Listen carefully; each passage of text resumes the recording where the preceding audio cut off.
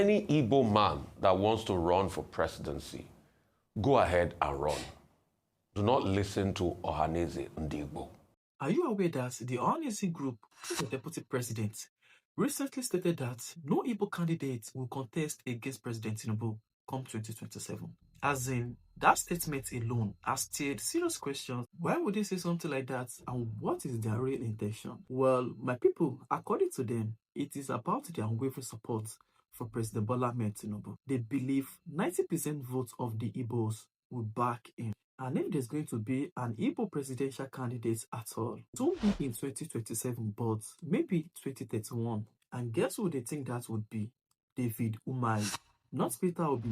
They claim Umahi stands out as the most outstanding to lead the country. Truth is, they did mention others like Ifeanyi Okunwan, Okorocha, Uzodinma, but picking Peter Obi, no, they want David Umahi. In this video, you get the reasons behind their shocking statement. We also hear what Atiku Abubakar just hinted, that the ADC coalition will shock the world in 2027. In fact, there is talk that Atiku might even step down for Peter Obi to allow him lead the charge. Well, that's a major twist nobody expected. As we all know, Amechi and Obi have already shown interest, but according to what people are saying, Peter Obi no go ever do vice at all. So take a listen and let me know what you think about it in the comments. Ohanaeze and Igbo. Please, any Igbo man that wants to run for presidency, go ahead and run. Do not listen to Ohanaeze and Igbo. It is clear, it is certain that socio-political groups are fast losing their relevance. We had our own tiff between factions of Afenifere on who to endorse in the last elections. Till today, that tiff is still on, although some of them say they are trying to reconcile. Socio-political groups cannot hold the ace of anybody's ambition. The analogy that the surest path to presidency will be waiting till 2035 is their own agenda. And you have seen clearly, they put somebody, mention the name in their own agenda, which is Umahi. So that's the Ohanaeze and Igbo's Umahi's agenda. It's different from the free rights you have as enshrined in the Constitution. No socio-political group can tell you your faith. That's just it. But I'm not surprised. A women's wing of Ohanaeze, I think, tilted towards Atiku in the last election. Professor George Obi, also when he was alive then, tilted towards Obi. So the truth is, no socio-political group, they are just like another pressure group. And what pressure groups do is, they come out of their pressure cooker and talk. It doesn't mean it's a generality. I just have to set that straight. Secondly, about Atiku Abubakar, yes, he has a right to run. Everybody will compete effectively in the field, and we'll see who will emerge. Because there have been indications that he will not run, he should not run, and everything. I'm not going to stop anybody's right to run. But I'm also going to say some things this morning. Number one, we have to say it the way it is. If you have candidates in this coalition that can't come together because of their ambition, definitely it will fracture the coalition in such a way that it will make it an easier ticket for President Tinubu. So while all of them are jostling to have capacity, in the emergence of a particular candidate, it is in their best interest that they work together. If they don't work together, they make it easier. And that's just it. It shows from history, it's better to have a coalition of forces to fight against an incumbent. It's not today we've been doing it. In 1999, we did the same. Olufalaye and Marsh in Kafi, NPP, and the Alliance for Democracy had to come together to fight the might of Olusegun Obasanjo. The APC also reprised that with the coalition of APGA and other political parties, and even some people out of the PDP coming together to be able to fight incumbent President Goodluck Jonathan then in 2015. It's better off that way because you have a better footing and you have a coalition of forces to pretty much do that. But in the case where there's an emergence of a candidate from the coalition and there's a division, it makes it easier for President Tinubu. And trust me, President Tinubu will not sit down and allow you come together. He doesn't even want it in the first place because he's a politician and he also wants to win. That's just my bit about that. The Atiku Abubakar topic. Now, Professor Olateju was the name of the gentleman who represented the ADC at the defection of PDP chieftains in Lagos. Over 5,000 of them were said to have defected over the weekend, received by Rauf Aregbesola comrade, diffusing, potting into the fold of the ADC. Now, on that occasion, there were principal people, Ashurubi, Mr. Adams, Mr. Tunji Shele, Captain Tunji Shele, all of them saying they have left the PDP, they are moving into the ADC. Now, Olateju speaking at that occasion, representing Atiku Abubakar, then said, well, Atiku Abubakar is not desperate. It's not as if he wants to be president at all costs. But there has now been a rebuttal. Atiku Abubakar, speaking from his other country, Dubai, United Arab Emirates, is on record as having said, no. In fact, in 2027, ADC will shock the world because he is determined to take power from President Bola Ahmed Tinubu and that he will run. Nobody should go and say that he will not run. And that Professor Olateju saying he is not desperate, he will not run at all costs. Atiku more or less is saying he will run at all costs.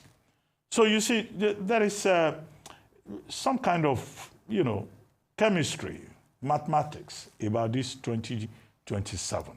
And we have not seen the end of it. It's an evolving story. It's a developing story. After all, over the weekend, President Obasanjo was quoted by Leadership newspaper as preparing to publish a book very soon, Nigeria, Past and Present, in which he said, according to Leadership, I'm not the one saying so, Leadership says that President Obasanjo says that President Buhari is the most incompetent person that ever showed up in the presidency of Nigeria, and that President Tinubu is following very closely.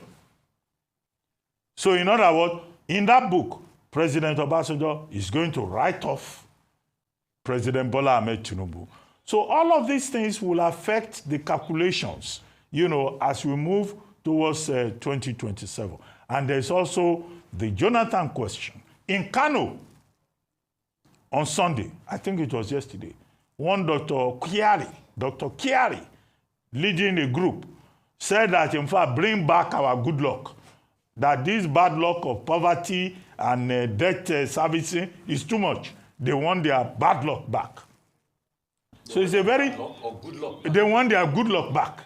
So it's a very fluid situation as we look at this developing story. So Atiku saying he wants to come back. Well, Dr. Kiari of the Bring Back Our Good Luck group in Kano that met at the Aminu Kano Center yesterday said that Atiku Abubakar and every other person,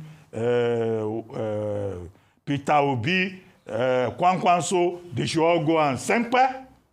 That's not an English word. They should all just give up and allow President Jonathan to lead, the struggle against Bola Ahmed Tinubu. But what I don't understand is this construction of Nigerian politics in personal terms, in these Manichaean terms.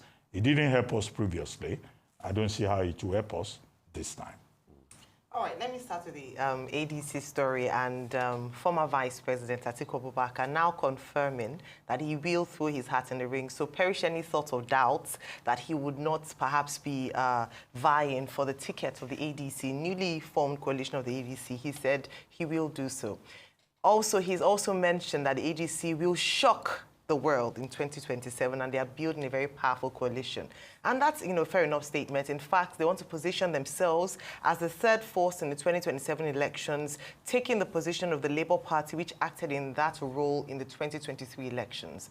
To what extent would they succeed in their quest for taking on the #1 seat in Nigeria? Well, a few things I've just put under the many obstacles of the ADC. I am of the firm belief that for a vibrant democracy, we need opposition parties that would be thriving and can really give the incumbent a run for their money in order to avoid complacency. And so, as much as possible, let us encourage more parties to emerge, and if possible, if anyone is willing to take on the current president, by so being, let it be so. But the most important thing is, at the end of the day, the people get to decide amongst the many candidates presented before them who they want to lead them come 2027. The first obstacle for the ADC, which is very clear, very obvious, is the battle for the ticket in itself.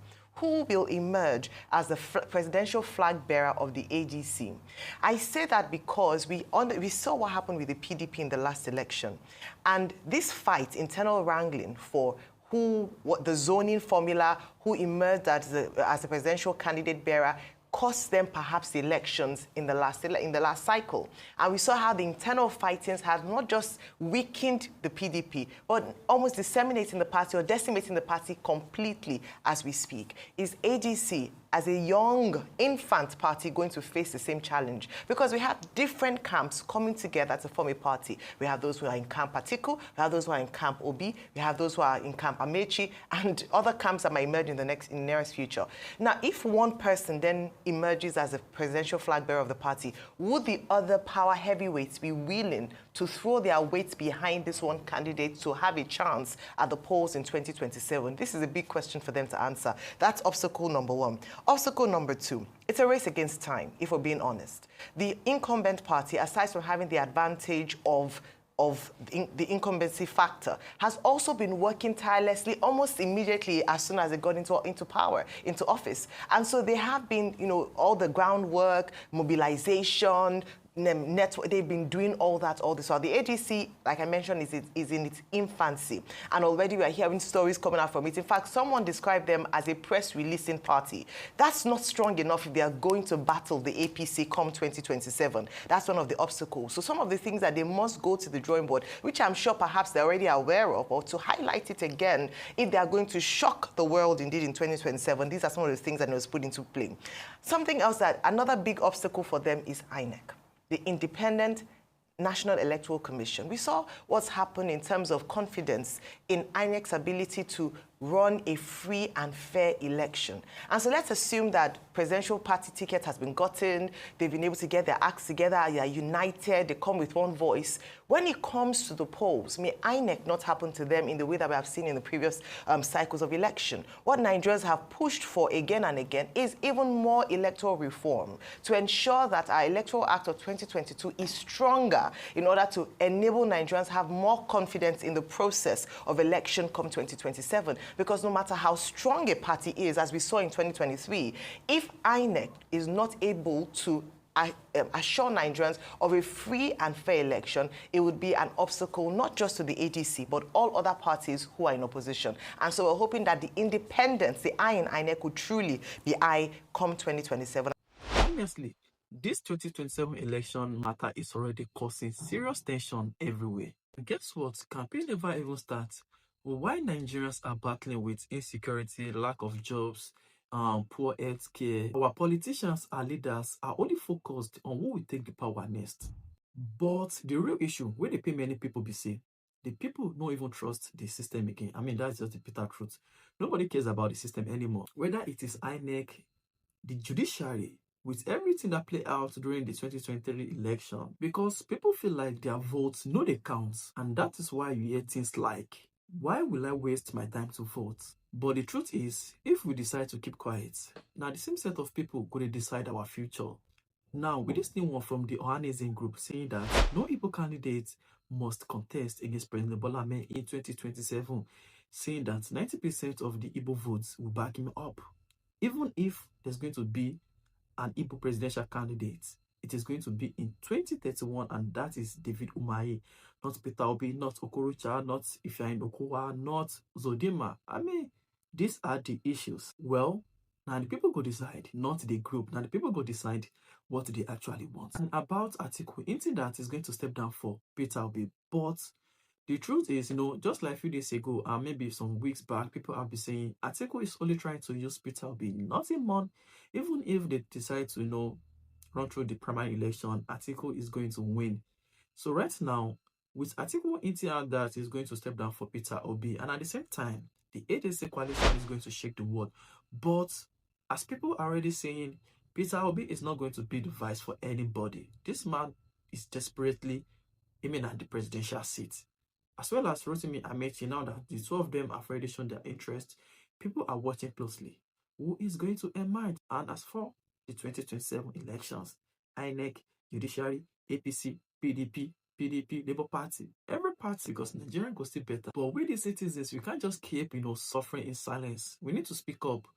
We demand for INEC reform, judiciary reforms. These are the things that we actually need to work on so that the 2027 election can actually, produce successful and good candidates that can actually take the country from where we are to another better place. INEC must do better. The judiciary must stand for the truth. And let's not even forget Muslim ticket that is, causing chaos in APC camp right now. They want President Tinubu to drop Shetima and pick a Christian as his running mate. But at the same time, let's keep working together. It is not easy. People are really suffering in this country.